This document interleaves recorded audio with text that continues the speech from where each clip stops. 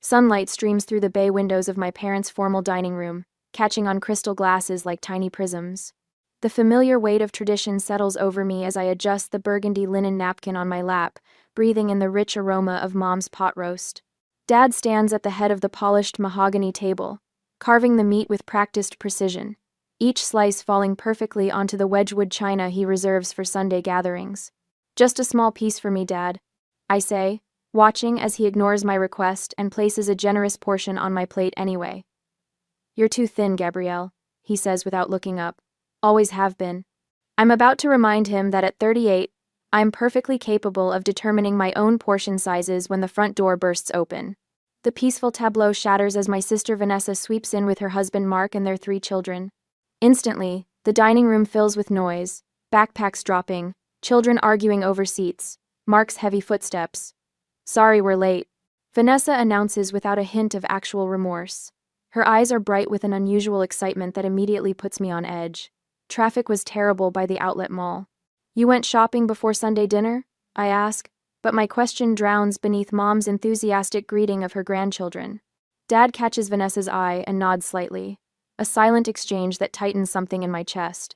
I recognize that look, the conspiratorial glance they've shared since we were kids, usually right before I discovered I was the only one not included in some family plan. "Well, we're all here now," Mom says, patting the table. "Charles, finish serving so we can eat while it's hot." We settle into the familiar rhythm of passing dishes and making small talk. Mom asks about my latest architectural project. Dad quizzes Mark about the stock market. The children intermittently whine about the vegetables on their plates. "So," Vanessa says suddenly, her voice rising above the dining room chatter, "we're moving into your Lakehouse next week. We've got some foundation issues with our place." My fork freezes halfway to my mouth. "What?" "It's just sitting empty anyway, Gabrielle," Dad says, his tone casual but his eyes watchful. "I get the blue bedroom," Vanessa's oldest son announces, bouncing in his chair. "No fair. Mom said I could have that one," his sister protests. Their argument fades to background noise as realization washes over me. The children have already picked out bedrooms. This wasn't a spontaneous announcement.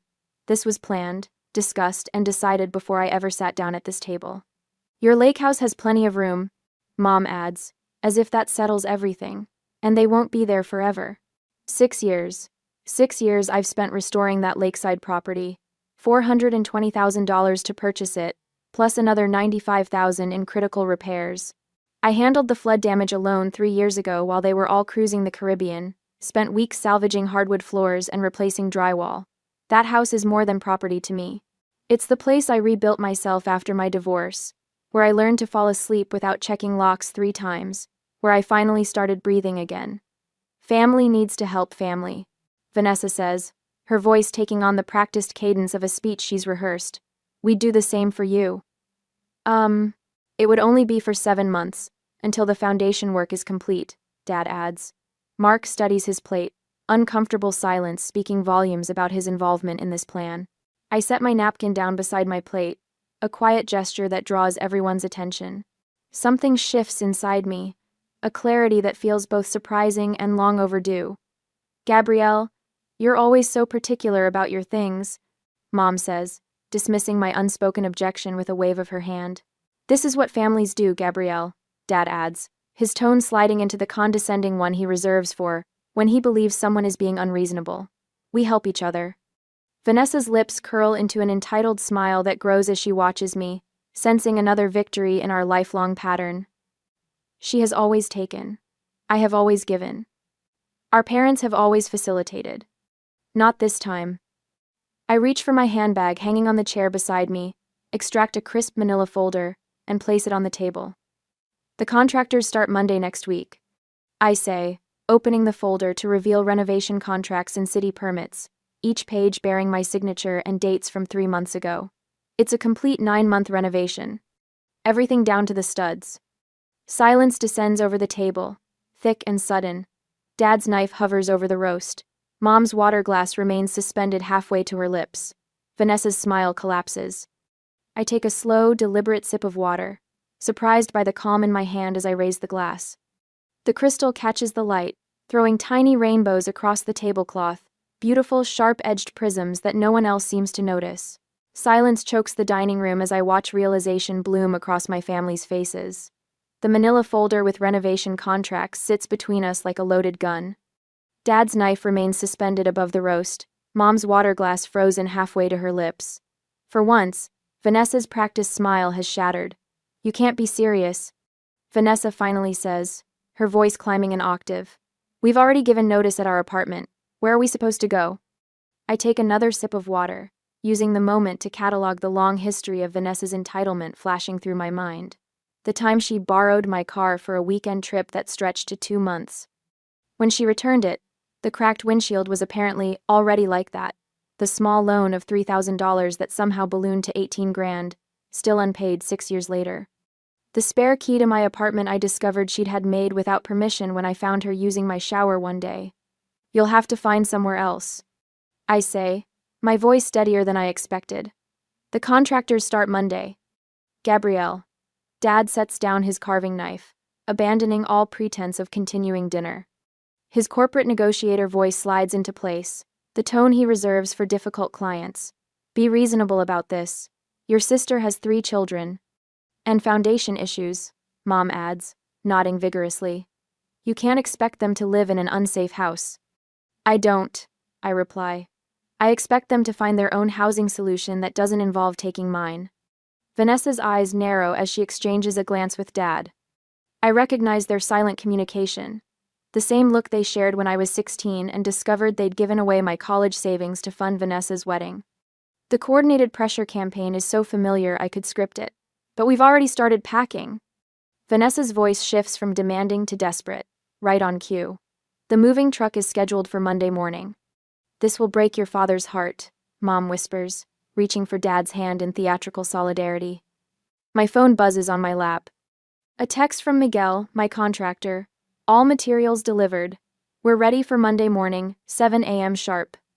A notification follows. "Smart lock system active." Something warm unfurls in my chest. Not anger, not anxiety, confidence. While they were planning their ambush, I was preparing. The security company finished installation last week. The renovation permits are filed and approved. I've done everything by the book. What about storage for our furniture? Mark speaks for the first time, still studying his plate. "We could at least store things in the garage temporarily." "The garage is being converted to a home gym," I say. "Everything's coming down to the studs." "You'll regret putting renovation before family," Vanessa hisses, tears welling on command. "I've seen this performance before, at family holidays, birthdays, anytime she doesn't get her way. The tears that appear and vanish with suspicious precision." Dad leans forward, voice lowered. "Gabrielle, this situation could impact certain decisions about the future. The inheritance threat, right on schedule. What about the children?" Mom's voice rises with practiced distress. "They'll be homeless." I fold the napkin on my lap precisely, each crease deliberate. The weight of their expectations, their lifetime of demands disguised as family obligation, presses against my shoulders.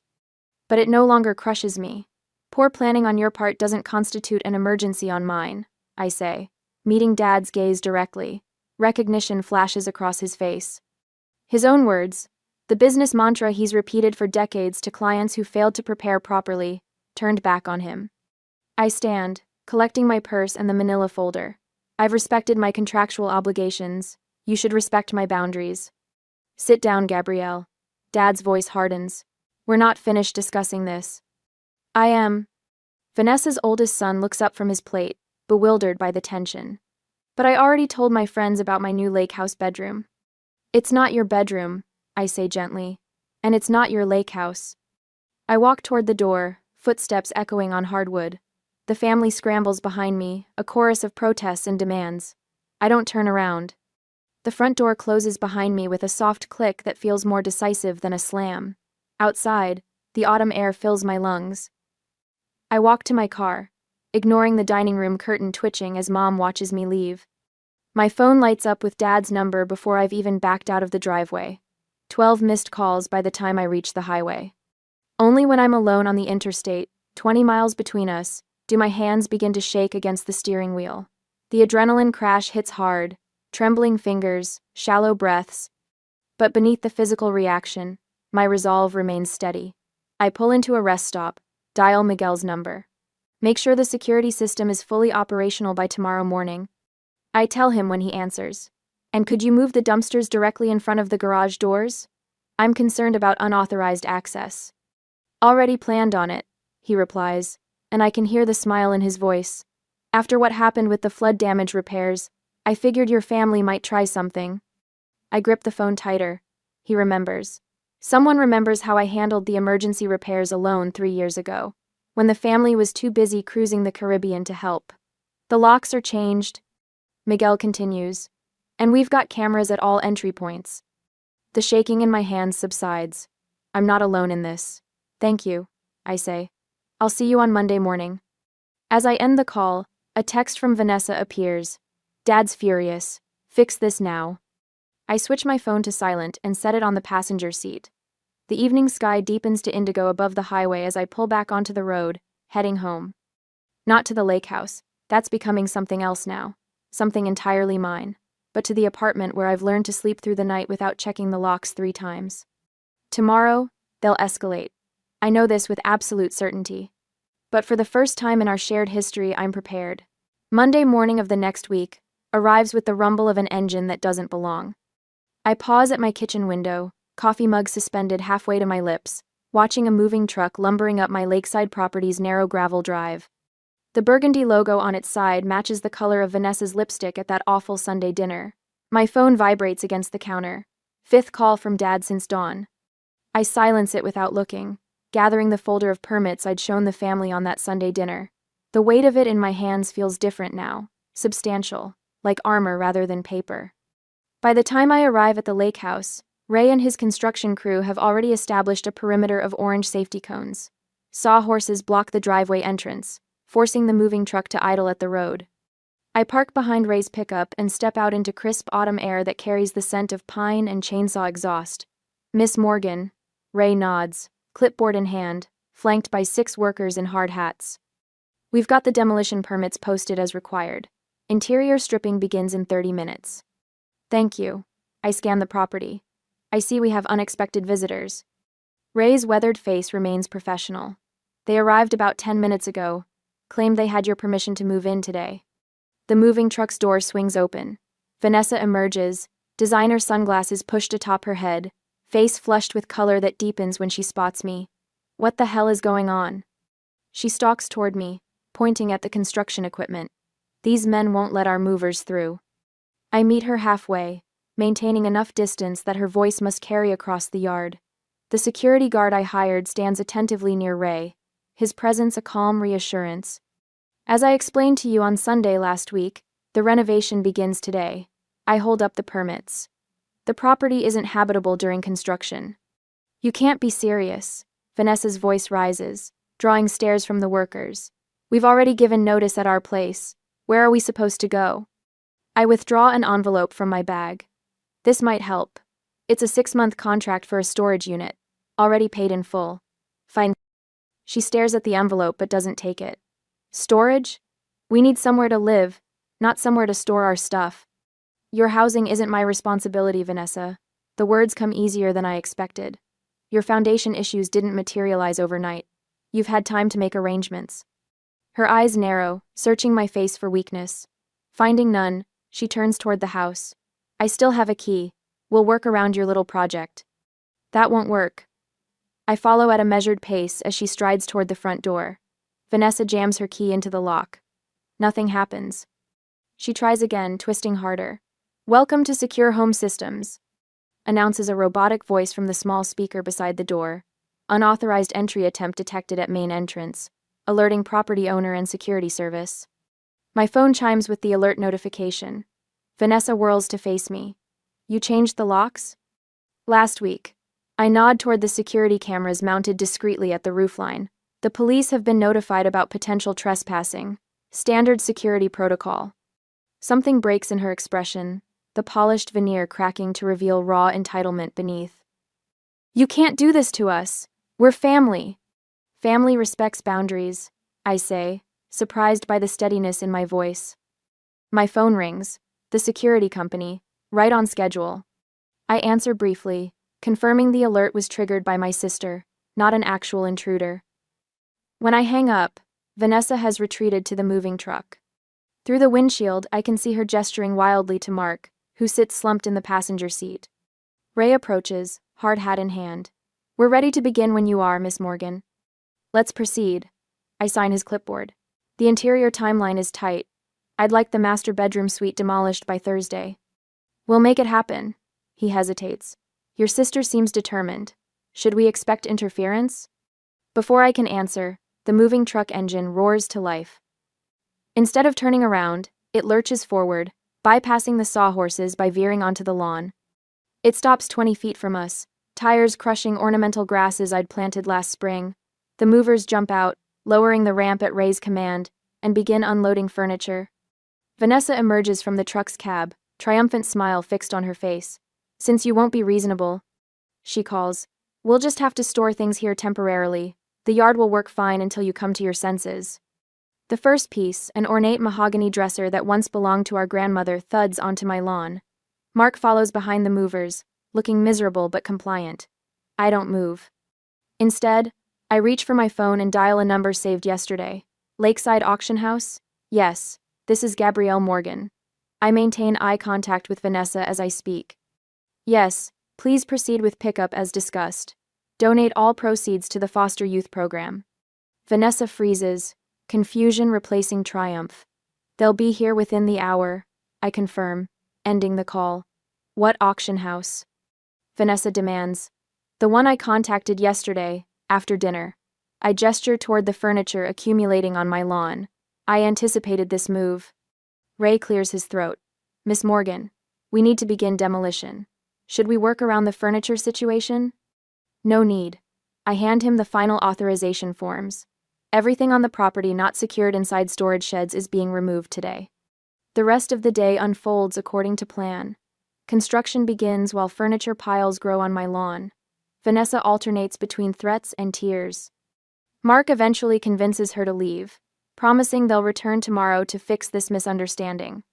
2 days later, on Wednesday, I receive the call I've been expecting.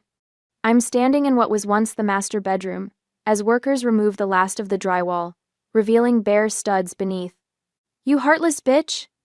Vanessa's voice explodes through my phone. "The auction truck took everything. That was heirloom furniture." I step outside to hear better over the construction noise. "Then it should never have been dumped on property you don't own." Her scream resonates through the phone, but something has changed inside me. The calm I feel isn't forced, it's become my natural state. The boundary I've established feels right, necessary. I've kept all the documentation. I tell her when her tirade subsides. Photos of furniture abandoned on private property. Security footage of attempted unauthorized entry. The police report about trespassing warnings. The silence on her end speaks volumes. I've instructed the property management company about authorized visitors. I continue. "You're welcome to schedule an appointment to see the renovation progress, with advance notice." "Mom and Dad are coming to talk sense into you," she finally says, voice brittle with fury. I check my watch, then glance at the construction foreman who gives me a thumbs up. Perfect timing. Let them see exactly what they can't take from me. As I hang up, workers begin dismantling what would have been Vanessa's claimed master suite. The sledgehammer crashes through the remaining wall, sunlight suddenly flooding the space through the newly exposed frame. For the first time in years, I can breathe deeply here. The air smells of sawdust and possibility instead of obligation. The security system chimes, alerting me to vehicles approaching the property. I step onto the porch, building plans in hand, watching my parents' car roll to a stop beside the construction equipment. The demolition of the master bedroom walls concludes with perfect dramatic timing. I stand framed in sunlight streaming through bare wooden beams, ready to greet them on my terms. I straighten my hard hat and adjust the protective goggles, a smile playing at the corners of my mouth. "Miss Morgan, where do you want the drywall stacked?" Calls Rico, the site foreman. "Along the east wall," I answer, pointing toward what used to be my grandmother's antique sideboard. "Make sure it's covered if it looks like rain." Dad and Mom emerge from the car like cautious explorers stepping onto alien terrain. Dad's face hardens as he takes in the construction equipment scattered across what was once a manicured lawn. Mom's hand flies to her mouth as her eyes scan the property. What have you done? Dad's voice carries across the yard, competitive with the circular saw screaming through lumber nearby. I walk toward them with measured steps, work boots crunching on gravel. I told you, 9-month renovation. Everything down to the studs. They follow me through the front door, and their footsteps falter at the threshold of what once was the living room. Exposed beams, gutted fireplace. Subfloor revealed where polished hardwood once gleamed. This is insanity, Mom whispers, her voice barely audible over the contractor's radio playing classic rock. You've destroyed it. I'm rebuilding it, I correct her. My vision, my timeline. Dad surveys the gutted space, his businessman's eyes calculating. Gabrielle, this is excessive. Stop this now and we can still make arrangements for Vanessa's family. I laugh, the sound bouncing off exposed studs. That's not happening. His face darkens with a familiar storm. You've never understood family obligation. I can cut you out of the will entirely. The threat hangs in the air. 6 months ago, it would have wounded me, sent me scrambling to appease him. Now, I just nod. You already did, I say calmly, when I refused to co-sign Mark's failed real estate deal last year. Mom gasps. Dad's face drains of color. Vanessa mentioned it during one of her attempts to get money for their down payment. I explain, picking up a set of blueprints from a makeshift table. Said you'd already rewritten the will to protect family assets. Her words, not mine. Mom's eyes fill with tears, the manipulative kind that once would have unraveled my resolve. Gabrielle, please, think of the children. I am, I reply, turning toward Rico. How's the children's reading nook coming along? The built-ins are framed, he answers, nodding toward the far corner. Should look just like your designs. I watch my mother's confusion bloom on her face. For the foster youth program, I explain. The same one that received the $12,000 from the furniture auction. Dad's eyes narrow. Vanessa said you sold family heirlooms. Furniture left on property that wasn't hers, I correct him. The auction house documented everything. Very public process. Mom clutches Dad's arm. Charles, she's made us look terrible. People are talking. I pull out my phone, opening social media to show them Vanessa's deleted posts about her homeless family and the subsequent community response praising my donation. Public shaming doesn't work when people know the truth, I say, returning the phone to my pocket. Dad straightens his shoulders, shifting to negotiation mode. Let's discuss options then. Perhaps we can reach a compromise. I note the change from demands to discussion. Progress, however small. The renovation continues as planned. I reply, gesturing toward a worker carefully removing old family photos from a wall scheduled for demolition tomorrow. But I'm willing to help Vanessa find alternative housing within her budget. Mom's tone shifts from entitled to cautiously respectful. That would be appreciated. My phone buzzes with notifications. Security company confirming no further unauthorized attempts since last week. Auction house sending official donation receipt for tax purposes. My contractor sharing progress photos of the back deck's transformation. As we stand amid the skeleton of my home, I notice Dad studying the blueprints with reluctant admiration. He recognizes good planning when he sees it. Have you ever had to reinvent a space to reclaim it? I ask them both. Sometimes you need to strip everything back to build something authentic. Before they can answer, my phone rings. Mark's name appears on the screen. Excuse me, I say, stepping away. I need to take this. I hear Mark's voice, quieter than usual. Gabrielle, I wanted to apologize for my role in all this. I should have spoken up. Outside the window, I see my parents walking back to their car, their posture less rigid than when they arrived. Sometimes the hardest foundations to pour are the ones that support our boundaries, I tell him, but they're the most important. Behind me, workers continue transforming my sanctuary. One nail, one beam, one boundary at a time. The formal dining room glows amber in evening light, casting long shadows across my parents' Persian rug. The table setting feels like déjà vu, same burgundy napkins, same crystal glasses catching light in prismatic bursts, same tension hanging in the air like a storm front. 3 months into my Lakehouse renovation, I accepted this dinner invitation knowing exactly what awaited me. Your mother made her special pot roast, Dad says, carving the meat with practiced precision. His voice carries the forced casualness of a man about to negotiate a difficult business deal. Just like you always liked. It smells wonderful, Mom. I smooth my napkin across my lap, noting the extra place settings. Are we expecting company? Mom and Dad exchange a glance that I recognize all too well, the silent communication that preceded countless childhood disappointments. We thought it would be nice to have a family dinner. Mom places a generous serving on my plate. It's been difficult with everyone, scattered. The doorbell chimes. Dad's shoulders relax slightly. Reinforcements have arrived. I'll get it, Mom says, patting Dad's arm as she passes. The moment she leaves, Dad leans forward. Gabrielle, I've been talking with the Hendersons. You remember John, my golf partner? He thinks what you're doing is rather harsh. I take a slow sip of water. I wasn't aware the Hendersons were stakeholders in my property. Community matters, Gabrielle. People talk. Yes, they certainly do. I set my glass down carefully. They talked when I handled the flood damage alone 3 years ago. Not a single offer of help then. Guess. Dad's reply is interrupted by voices from the foyer. Mom returns with Pastor Williams, our family's longtime spiritual advisor and, not coincidentally, someone whose opinion I've always respected. Gabrielle, so wonderful to see you. Pastor Williams takes the seat beside mine. Your mother tells me you've been quite busy with renovations. Transformative ones, I confirm, recognizing the setup. My parents have always excelled at creating the appearance of impartial juries. Mom serves Pastor Williams before resuming her own seat. We were just discussing family harmony, weren't we, Charles? Dad nods, cutting his meat with surgical precision, and how certain decisions might still be adjusted for the greater good. The children miss their aunt, Mom adds, her voice dropping to that particular register she reserves for emotional leverage. Family needs to stick together, especially in hard times. I notice my fingers have tightened around my fork. The old pattern unfolding exactly as expected, the united front, the implied moral failing, the quiet suggestion that I am the problem that needs fixing. Speaking of family, Dad continues. The Fosters had to help their daughter's family last year.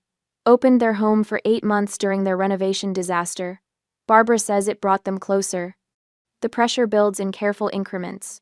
Each example, each implied comparison, the subtle reminder of what good families do. I reach for my handbag, retrieving my tablet. I'd like to show you something, I say, voice steady as I unlock the screen. Since we're discussing renovations. The first photo appears my Lakehouse with scaffolding embracing its exterior like a protective cage. I swipe to show the interior, gutted to the studs, workers visible in hard hats and protective gear. This was day 1. I explain, continuing to swipe through the chronological renovation journey, and this was last week. Pastor Williams leans forward, genuinely interested. My goodness, what a transformation! The latest photos reveal spaces unrecognizable from their former state. The 4-bedroom layout has become a modern 3-bedroom with a private office overlooking the water. Floor-to-ceiling windows now frame the lake view. Reclaimed oak beams cross vaulted ceilings, matching the custom hardwood floors below. That's the master suite. I explain, showing the room that once featured prominently in Vanessa's plans.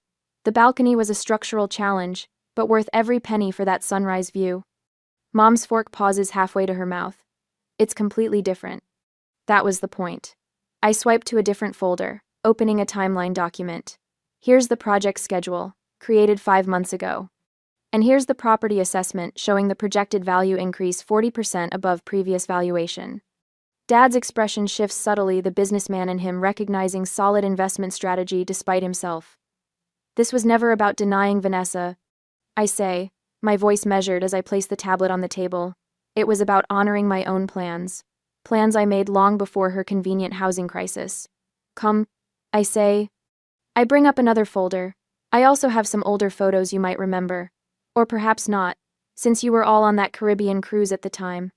The storm damage photos appear my Lakehouse with water halfway up the first floor, furniture floating, walls already showing signs of mold. $28,000 in emergency repairs. I continue, displaying receipts and contractor invoices. Here are the text messages from that week. The ones where I asked for help and was told everyone was too busy. I first things that I thanks vacation. Mom's face pales. Dad studies his plate with sudden interest. Respecting boundaries isn't cruelty, I say into the silence. It's adulthood. Dad's shoulders sag slightly. a gesture so subtle I would have missed it before.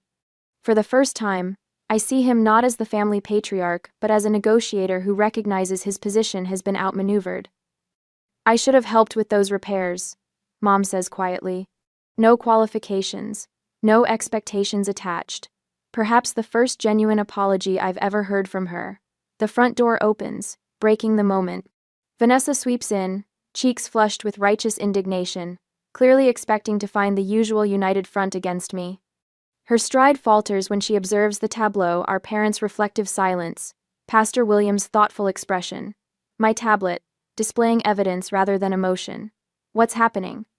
she asks, confusion replacing confidence. "Mom said we were discussing the Lakehouse situation." "We were," I confirm, standing and gathering my things. "I've shared my renovation progress. When it's complete in 6 months, you're all welcome to visit as guests, with advance notice." I extend a formal invitation card from my purse. "The housewarming is scheduled for March 12th. I hope you'll all attend." The question hangs unspoken as I walk toward the door. Who will come? And on what terms? I drive away with surprising calm, watching my parents' house recede in the rearview mirror. Ahead, twilight settles over the lake, and I picture my property glowing with construction lights, transformation continuing, regardless of who witnesses its completion.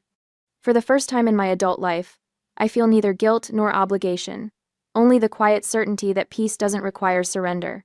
Sometimes, it demands a stand. Sunlight dances across the lake, casting diamond reflections on my bedroom ceiling. 6 months have passed since that Sunday dinner ambush, and my Lakehouse transformation is finally complete. I cradle a mug of coffee between my palms, savoring the morning stillness on my balcony. No voices demand my attention, no obligations crowd my thoughts. Just the gentle lapping of water against the dock and birdsong from the old oak tree I refused to remove during construction. Below me, the professional kitchen gleams with copper accents and reclaimed wood countertops. Last weekend, I hosted friends for dinner, serving wine in glasses I selected, not inherited. Laughter echoed through rooms once designated for Vanessa's children. The exercise room occupies what would have been her master suite, my daily reminder that self-care isn't selfish. My phone chimes. A text from Rachel, my contractor-turned-friend. "Still can't believe we pulled this off. Best project ever." I smile, remembering her stunned expression when I first outlined my vision. "You want to gut a perfectly good house?" she'd asked. Now she brings potential clients to see my place with permission. Always permission. The doorbell interrupts my reverie. Through the security camera, I spot my parents standing awkwardly on the porch, Dad shifting his weight between feet, Mom clutching a small plant. Their first visit since the renovation completed. I press the intercom. "Come in," I say, unlocking the door remotely. It's open. They enter tentatively, so different from the Sunday dinner where this all began. Dad's eyes widen at the soaring ceilings, Mom's gaze fixed on the dining table positioned exactly where Vanessa once claimed space would be, perfect for the kids' homework. "Gabrielle, this island..." Dad trails off, at a loss for words for perhaps the first time in his life. "Remarkable." Mom finishes, setting her piece, offering a small jade plant on the side table.